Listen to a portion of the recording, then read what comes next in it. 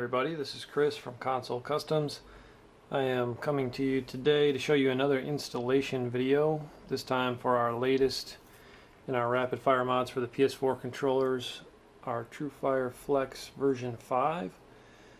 This mod is specific for the newer controllers, whether you want to call them the Pro controllers, the version 2 controllers. These are the ones that have the lighted touchpad. So, just like this guy right here. This mod is only for these controllers. If you have an older controller, you need our version 4.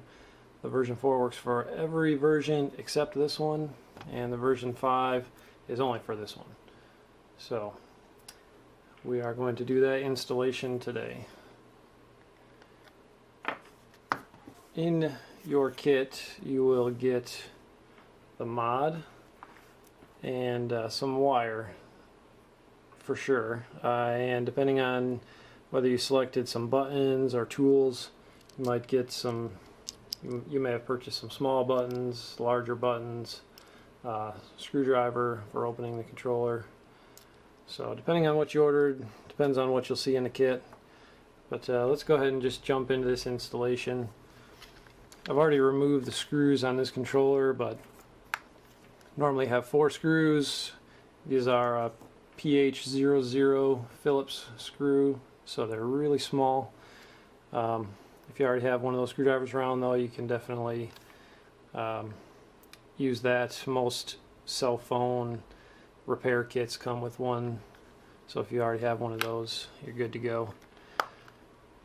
The back just pops off. There's a few clips, so you kind of hear some popping as it comes off, but it comes off real easy. You just have this cable in here that's connecting the front and back halves of the shell. Just go ahead and pull that straight out on the controller side, and we can set the back out of the way for now. So the battery itself just kind of comes out, but it has a little tray in there which is held in by some clips. So you have one up in this corner and then one over here. You can use some tweezers, a little screwdriver or something, just pop those clips off. And then the battery, you can use either a little pair of side cutters or just wiggle it back and forth and it pops out of there. So we'll set that off to the side. Now to get to where we need to install the mod, we need to remove the circuit board. So there's 2 things we need to do. Remove this screw in the center and pull out this plug, which is for the touchpad. So you can just kind of grab this guy and pull it to get out. And this is again a PH00 screw holding the board in place. So we can just remove that. And now this board also has some clips holding it in. So that's right here and another on the other side. So we just pop those clips back and our board comes out. We can just go ahead and leave the rumble motors attached and flip it over. So if you've seen any of our other mods, this one basically works the same way. All these open contacts here just make a pressure connection to the controller, so it goes sandwiches in between the flex that's already here for the controller and all these contact pads on the circuit board. This also connects with the touchpad, so as you can see, it kind of lines up. There's a small pad on the mod which lines up with one leg of that touchpad button, so we have to solder that on there. What I like to do is use a soldering iron and tin that connection. So what I mean by tinning is basically you're just adding some solder to that leg of the button, and we do the same thing on the mod.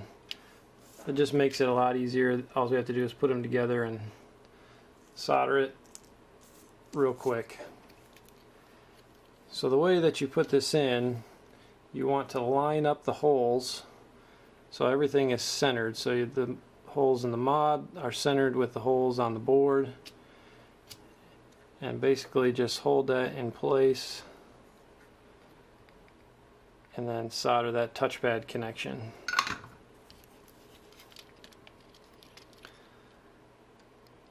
So basically just like that, soldered, and our holes all line up. And really at this point we're all done with this side of the controller. You might want to take this little LED connection, just kind of flip it over to the other side of the board because that's where we need it. But we'll flip this over. Make sure our touchpad connector is out of the way.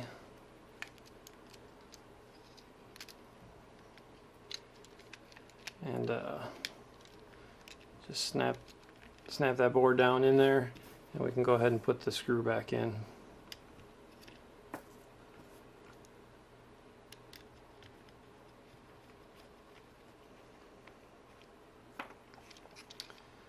Okay, before we forget, let's just go ahead and plug back in our touchpad connector. Now the board basically just flips over and lays down on here like this. Wants to come up though, so we'll normally take and put a little dab of hot glue. I recommend this area right here where there's no little resistors or capacitors or anything like that, because if you cover those up with hot glue and later you have to take it off, there's a good chance those tiny little resistors will come off with your hot glue. So try and put it somewhere where there's none of that.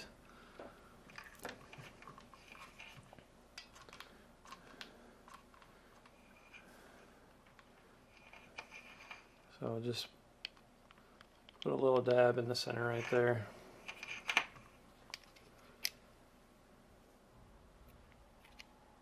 And hold it just to let it set.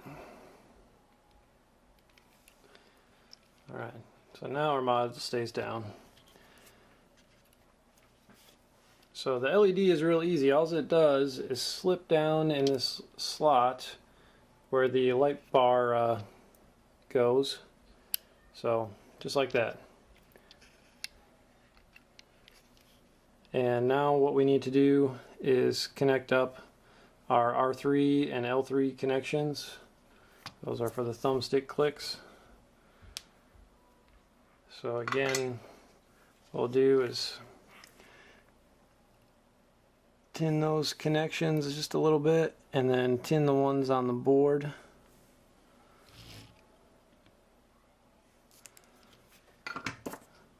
So over here, this right here is R3, and on this side this is L3. So now I'm just going to run two little pieces of wire to connect those up.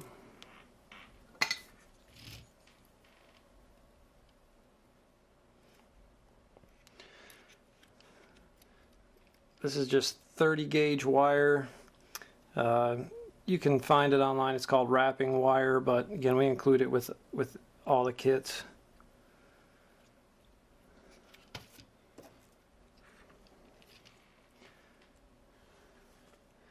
But it's a real nice thin wire, so it's easy to work with. Doesn't really get in the way of anything.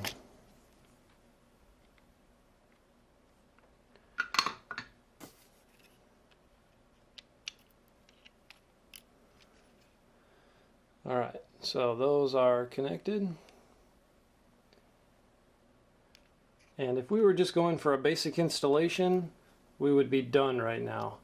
So that's all that we'd have to do for a basic installation. We just go back, plug this back in, put the shell back on, screw it together, and you can start playing. When you do that, without adding any extra buttons, you would use left on the D-pad for turning most of your features on and off. The touchpad is also used for some things. Let's say rapid fire, you could either double tap left, or left plus R2 would turn on rapid fire, or left plus circle turn on jump shot, that kind of thing. So that's all in the manual, but you can play that way without adding any extra buttons. But we're going to go ahead and add buttons, and just let me go over what types of buttons you could add. We have three areas here for connecting buttons. This RF, that's for adding a mod button, kind of like a rapid fire button. Really all it does is takes the place of left on the D-pad. So if you install that button and connect it right here, what you're going to get is a button you can just tap real fast to turn rapid fire on and off, or hold it plus circle to turn drop shot on and off. Basically the same thing that left does, but it gives you a button on the back, so you might be able to do a little bit faster. The other two buttons that you can add are Reflex remapping buttons. So these would connect to either this M1 or M2. So those two buttons are basically like buttons which will act as normal controller buttons on the back of the controller. So you can assign it to any button you want. It defaults to X and circle, but you could assign it to, triangle, square, either any of the triggers, a touchpad, any D-pad direction, the thumbstick clicks. The only thing that you can't assign it to is the share and options button. Those are really the only two buttons you can't assign those remapping buttons to. But those are really popular, so that's what we're going to install today. We're going to install two remapping buttons so you can see how we do that. So to install buttons, that's going to depend what size buttons you purchased. So again, we've got two sizes that we offer. The smaller one, this is good for something you want to keep small, out of the way, just a small button in there. Really good for adding paddles. So if you want to add paddles, these small ones are what I recommend. These are only a 3mm diameter button, and the bigger one's a 6mm diameter button. It's much bigger, so if you don't want to install paddles, this one might be the way to go. The only thing with these larger buttons is they really only fit on the inside grip area here. The smaller ones you can put in some other areas, like sometimes we'll put it right on the edge of this sticker or up back here, but the big ones really don't fit there. They'll fit here only in the grip area. So that's the only difference. If you're going with a small button, what you are going to need is either a 1/8 inch or 9/64 inch drill bit. If you're somewhere outside the US, that's going to be like a 3.5mm drill bit. If you are going with a bigger button, then you need a bigger drill bit, obviously, and that's going to be like a 17/64. Not as odd as it sounds, but that's what you need. You can also go with a 9/32 inch drill bit, but that's a little bit bigger, and it's going to leave a little bigger gap around the edges of the button.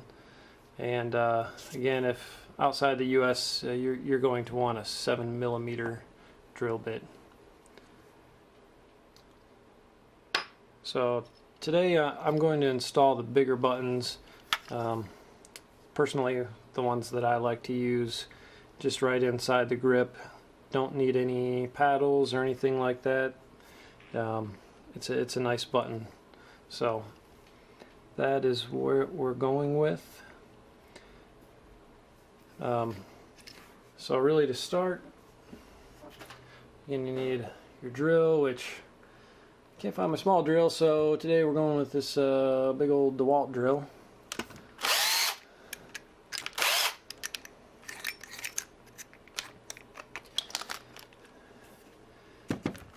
And there's some things in here you can use to kind of figure out where you might want to put your button, to help get it in the same spot on either side. So there's like a little crease in here from the mold process, to help you figure out where you want to put it.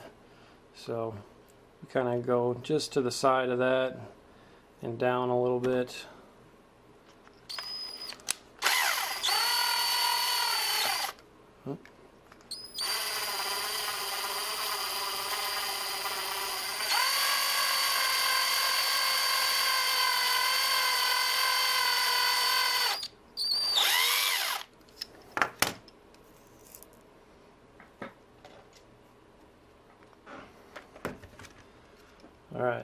So there's one button hole. This one actually came out pretty clean, but you might want to take an even larger drill bit, or something like a countersink, or just like a little deburring tool, just to, you know, remove any rough edges that you have right there. And we'll do the same thing on the other side. Okay, so I went ahead and drilled my hole on the other side just so I could get it lined up so they're both the same, in the same spot. So got both of those drilled, and if we just take this button, just so you can kind of see how this one is, it doesn't stick out very far at all. It's just a hair past the shell, but it doesn't push in much either to click. So it sits real flush, and it's just a real nice button to easily push. Stays out of the way so you're not accidentally hitting it. Personally, I think they work out really well. So what we need to do to install these is basically hot glue them in place. And to do that, first we're going to remove one set of the legs. So you can see there's two legs on either side of this. We only need one set, so we'll just bend those and break them off just to so we only have the ones that we need. And I need to grab my other button.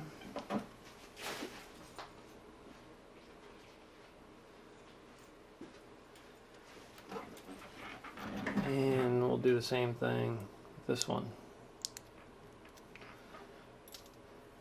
So if you're using the smaller buttons, it's the same way. See, there's one edge here, there's no legs on that, and there's legs directly across from each other. So if you're using a small one, you would just do the same thing. Remove one pair of those, so you end up with just two legs right next to each other. And those are the ones you want to use.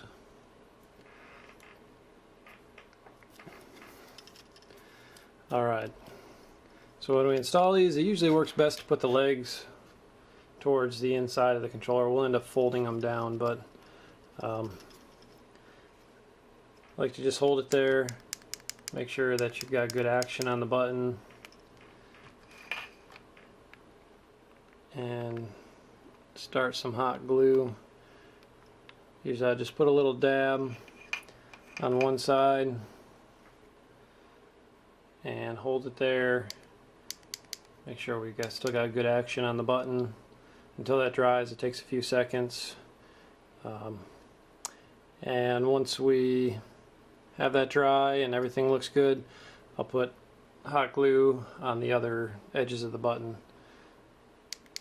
So I'll just speed this up and come back in a second with that all glued in. Okay, so I have both buttons hot glued in place. Just quick up close on those, you kind of see it just get around each button. You want to get pretty good amount around there, just to make sure it's not going to move.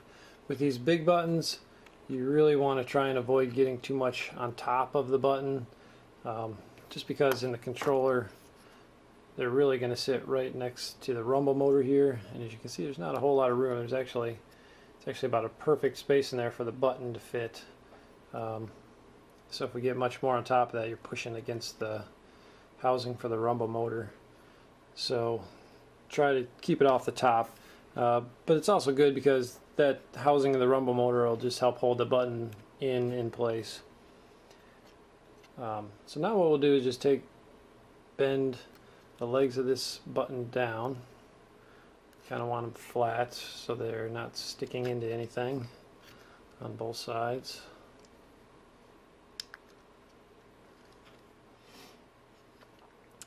And we'll solder our wires to those. So I've already cut some wires. You want these about 5 inches long. That's about 13 centimeters, 130 millimeters. you don't really need much longer than that. You could probably get away with shorter too, but we give plenty enough wire, and normally depending on how many buttons you order, you'll either get a minimum of 2 colors of wire, but if you order more than 1 button, we'll normally send 4 colors of wire just to help you out there. So we just need to solder these on. We'll do the button side first. Usually a little easier going that direction.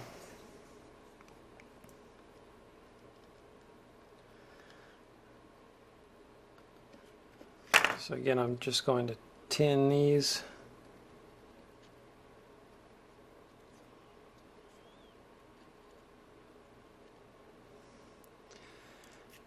And that makes it easier,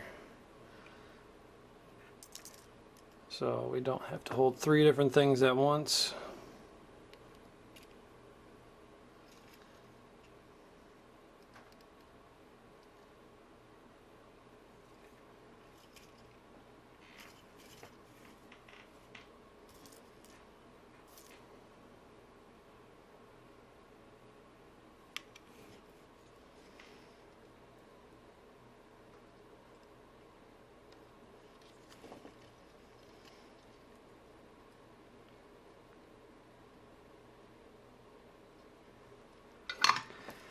Okay, so we have our wire soldered on there. And then what I normally like to do is just put a little hot glue right over top of those, so we make sure they're not going anywhere, not going to break from moving around inside the controller or anything like that.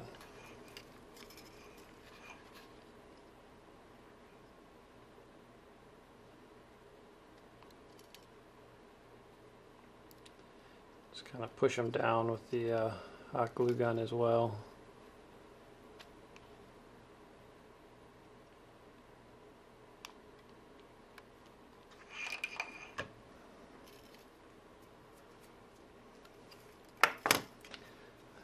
So now we have our 2 sets of wires for our buttons, and we can go ahead and solder those in the controller. So however you want to do it, you know, usually they can put the halves of the shell together just like this. So again, that 5 inches is really about what you need to reach that. So that's what we're going for. So we'll come over here and again tin our M1 and M2 pads.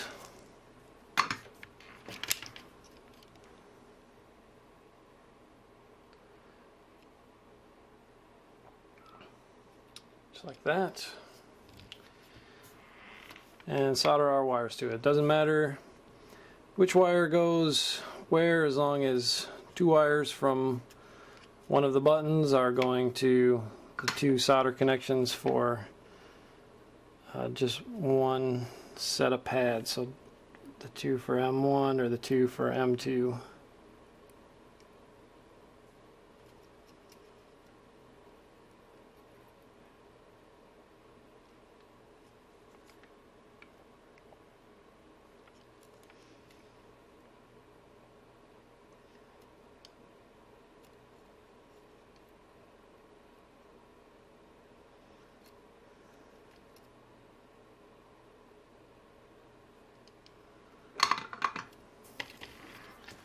Okay, so we can show you just like that how those are connected. Now you may want to take and put some hot glue down over the wire so they're not pulling up or anything. I do not recommend putting hot glue over these connections. If you need to fix them at some point, it really makes it a pain to have to remove that hot glue.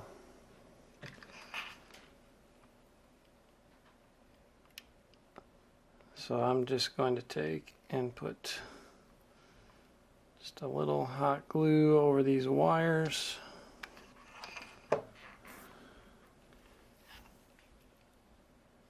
Just down from the connection there.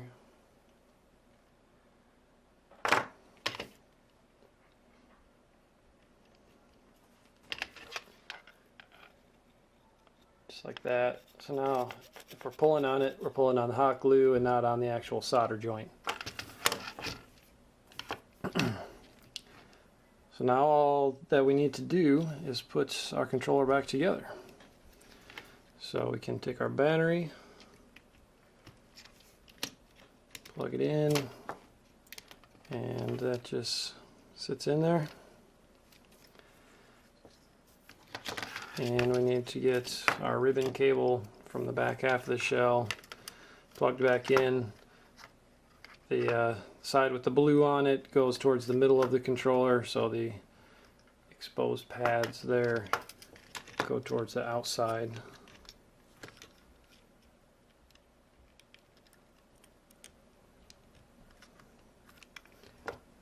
And I turn that on, so click that and turn it off.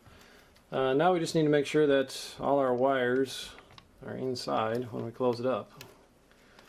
So we kind of push those up in there. Close everything up. If you use these larger buttons, it's probably going to be a little tight to squeeze it together on the edge there. Just make sure your buttons are nice and working. And there we go. So my buttons on the back work great.